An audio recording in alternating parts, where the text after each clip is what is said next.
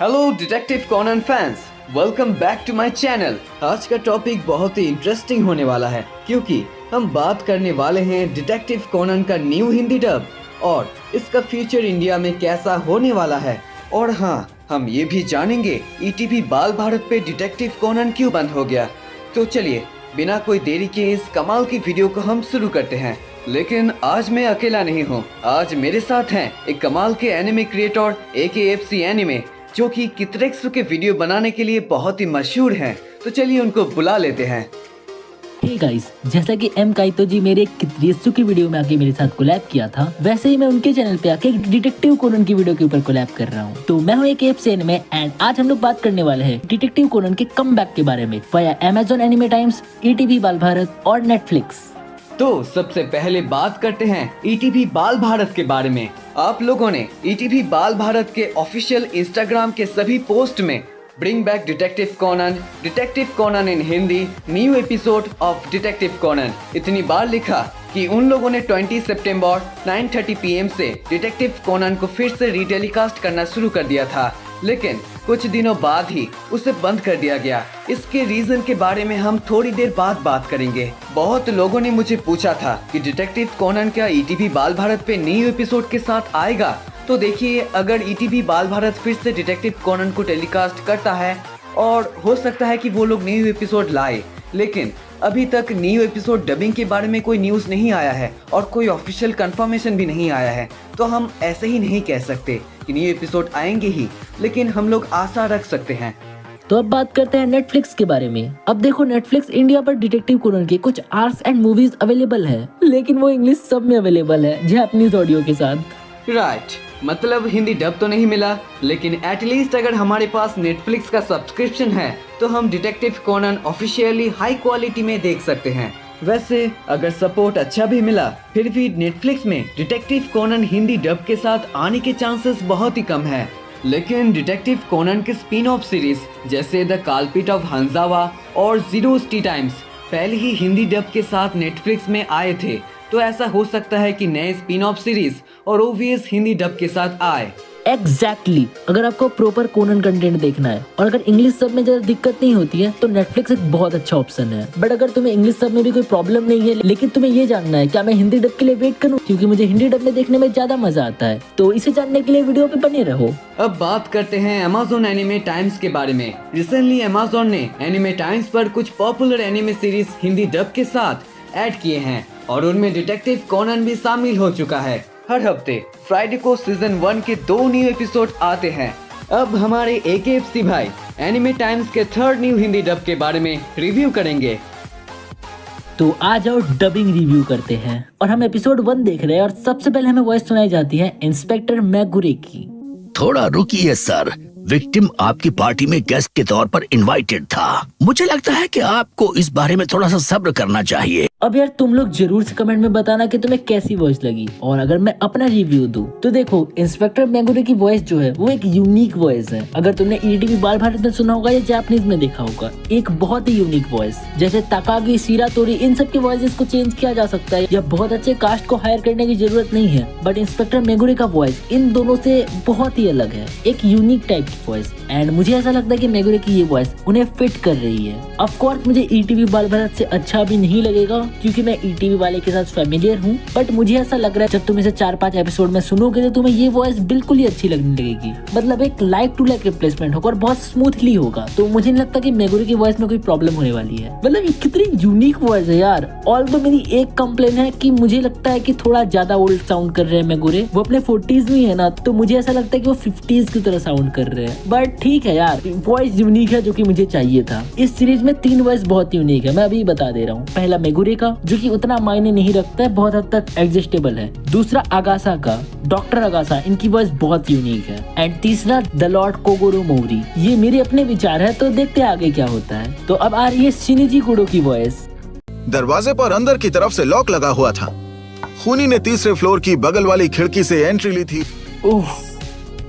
I am disappointed. मतलब ETV बाल भारत की जो वॉइस थी ना, वो कुछ ज्यादा ही गोटेड लग रही है अब तो। ऐसा नहीं कि ये वॉइस अच्छी नहीं है, ये वॉइस अच्छी है, पर ईटीवी बाल भारत की जो मूवीज आती थी ना, और उसका जो इंट्रो आता था कि मेरा नाम है शिनिची कुडो और मैं एक हाई स्कूल डिटेक्टिव हूँ, वो बहुत सुनने में अच्छा लगता था मूवीज में, पर यहाँ पे वॉइस सूट नहीं कर रहा है। ऑल्दो अगर तुम ट्रांसलेशन के बारे में बोलोगे तो मुझे पूरा यकीन है कि एनिमे टाइम्स का ट्रांसलेशन ईटीवी से 100 टाइम्स अच्छा होगा, क्योंकि ईटीवी टीवी पे दिखाता है तो बहुत सारी रिस्ट्रिक्शंस होती है, and anime times online platform है तो उन्हें उतनी रिस्ट्रिक्शंस नहीं मिलती। बट शिनिची की वॉइस, आई होप अभी ये आया है, केस सॉल्व कर रहा है, अग्रेसिवली बोल रहा है, शायद इसीलिए ऐसा हो। जब ये रैन से बात करेगा तब एक बार शिनिची की वॉइस रिव्यू करूंगा, तब अच्छी लग सकती है। तो अभी के लिए नेक्स्ट पे चलते हैं, डॉक्टर अगासा। इसके चालू होते ही ट्रैफिक जैम बीती बातों की कहानी बन जाएगा और मैं बहुत अमीर बन जाऊंगा।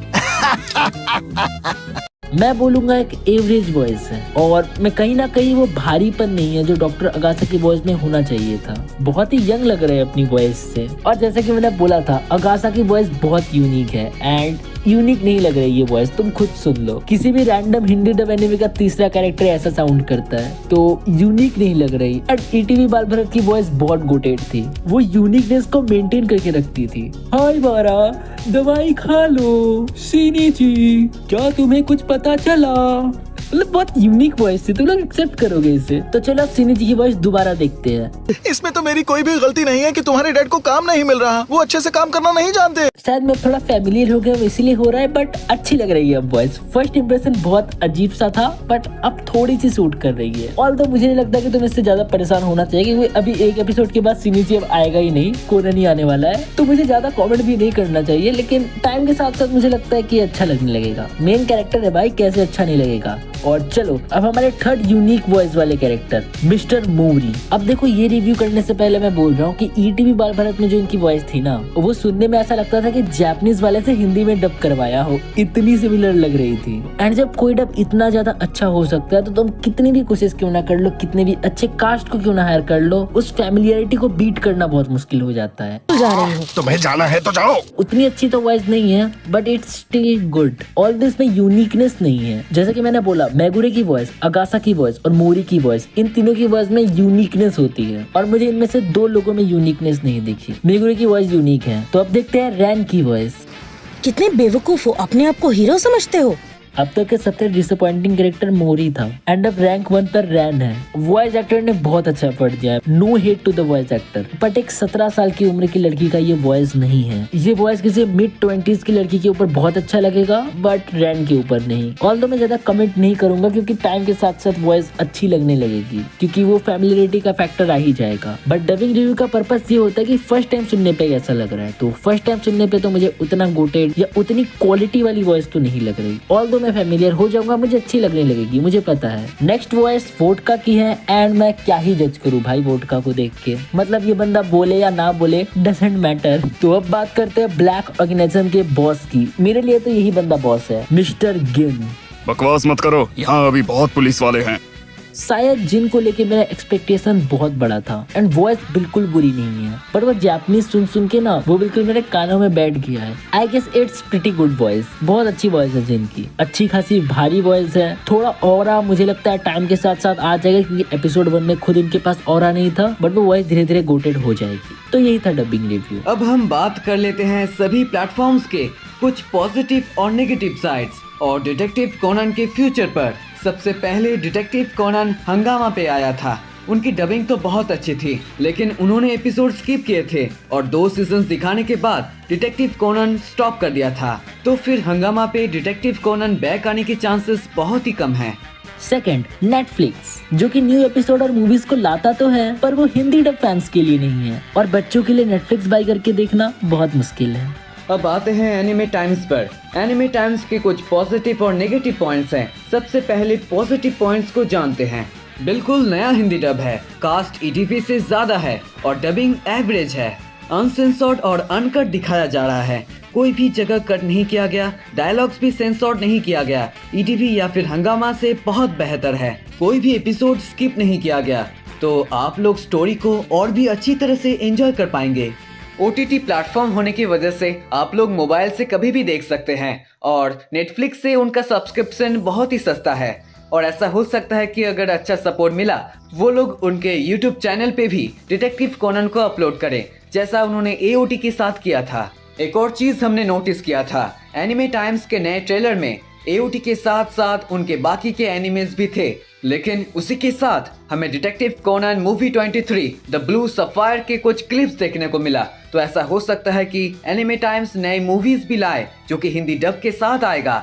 तो अगर आप लोग सपोर्ट कर सकते हैं तो एनिमे टाइम्स को सपोर्ट कीजिए। तो चलिए अब नेगेटिव पॉइंट्स को जान लेते हैं। हर हफ्ते बस 2 ही एपिसोड रिलीज होते हैं एंड कभी कभी तो संडेज आने के बावजूद भी इसके नए एपिसोड रिलीज नहीं होते। पर दूसरे एनिमे जैसे कि डेथ नोट को लेके ये बहुत पंक्चुअल एंड प्रोफेशनल रहते हैं। बट डीसी के साथ ऐसा हो रहा है, इसका मतलब ये हो सकता है कि इतना अच्छा सपोर्ट उन्हें मिल नहीं रहा है। अगला पॉइंट, डबिंग एवरेज है, ना अबव एवरेज है ना बिलो एवरेज। हालांकि ये अबव एवरेज हो सकता था पर कैरेक्टर्स की वॉइस सभी पर मैच नहीं हो रही है। और लास्ट पॉइंट तो ये है कि अगर वो इसी स्पीड से एपिसोड रिलीज करेंगे तो 1100 एपिसोड का नंबर वो लोग टच ही नहीं कर पाएंगे। तो इन पॉइंट्स को ध्यान में रखकर अगर इन्हें सही सपोर्ट मिला तो शायद ये नेगेटिव पॉइंट्स कम हो सकते हैं। हालांकि इसका चांस भी बहुत कम है कि एनिमे टाइम्स डिटेक्टिव कोनन को कंटिन्यू करेगा। पर अभी के लिए तो वहाँ पे वो एपिसोड्स जरूर देखना जो कि हंगामा ने स्किप कर दिए हैं। क्या मतलब ऑलरेडी सब में देख लिया है, मिस्ट्री शो है, रिवॉच कर सकते हो।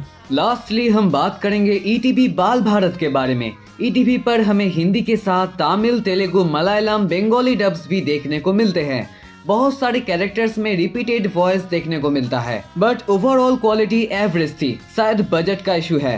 स्किप्ट किए गए एपिसोड ज्यादातर फिलर्स थे तो स्टोरी में कुछ ज्यादा फर्क नहीं पड़ा।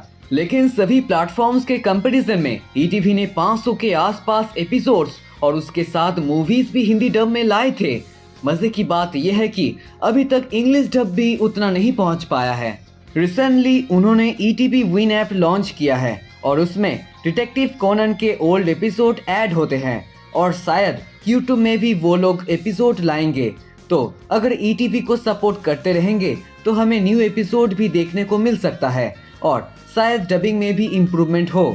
हालांकि रिसेंटली सुनने में आया है कि डीसी ईटीवी बाल भारत पर बंद हो गया है। आई जस्ट विश कि ईटीवी का कोई टेक्निकल इशू हो और डिटेक्टिव कोनन मत बंद करो यार। पर इसके ऑफ एयर होने के कुछ निम्नलिखित रीजंस हो सकते हैं। रिपीट टेलीकास्ट, वो एक्चुअली में रिपीट टेलीकास्ट एपिसोड को दिखा रहे थे एंड इसीलिए उन्हें इतनी टीआरपी नहीं मिली तो उन्होंने बंद कर दिया। रिपीट एपिसोड में कितनी ही टीआरपी मिल जाएगी। सेकेंड, डिटेक्टिव कोनन नारुतो के टाइम के आसपास आता था तो जो लोग डिटेक्टिव कोनन देखते थे उनमें से कुछ नारुतो देखने चले गए एंड इसीलिए टीआरपी डाउन हो गई। और थर्ड रीजन जो कि मुझे लगता है पॉसिबली यही हुआ होगा वो ये है कि ईटीवी बाल भारत को इतने सारे कमेंट्स आ रहे थे, ऑनलाइन इतनी ज्यादा रिक्वेस्ट थी, इसीलिए उन्होंने टेम्परेरी बेसिस पे डीसी को टीवी पर दिखाया। अब इस पर मैं बिलीव इसीलिए करता हूँ कि ईटीवी बाल भारत बुद्धू तो ये कि उन्हें लगता है रिपीट टेलीकास्ट एपिसोड पे बहुत टीआरपी आएगा। और सच बोल रहा हूँ, एक बार जिन्होंने डीसी देख लिया ना, एक बार जिन्हें डीसी पसंद आ गया वो नारुतो के ऊपर हमेशा डीसी को ही प्रेफर करेंगे। मैंने नारुतो सुपर होल्ड कर दिया था डीसी देखने के लिए।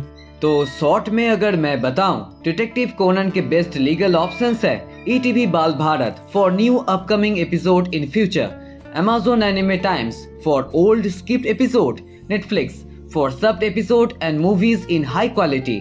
तो बहुत बहुत थैंक यू एम काइतो जी, मुझे बायलैटरल कोलैब करके बहुत मजा आया एंड बहुत कुछ सीखने को मिला मुझे। और अब प्लीज इस वीडियो को जरूर से लाइक करना, मेरे लिए लाइक कर देना वरना मुझे लगेगा मैंने उनका चैनल डुबा दिया। अच्छा रिस्पॉन्स आएगा तो फ्यूचर में हम लोग और कोलैब्स कर पाएंगे, तो प्लीज लाइक कर दो। और एक बार फिर से मैजिक काइतो जी को बहुत बहुत थैंक्स। कमेंट सेक्शन में आप भी बता सकते हैं कि ईटीवी पे डिटेक्टिव कोनन क्यों स्टॉप हो गया। आपका रीजन भी सही हो सकता है और ये भी बताइए कि डिटेक्टिव कोनन के लिए सबसे अच्छा प्लेटफॉर्म कौन सा हो सकता है और क्यों, ये भी बताइएगा।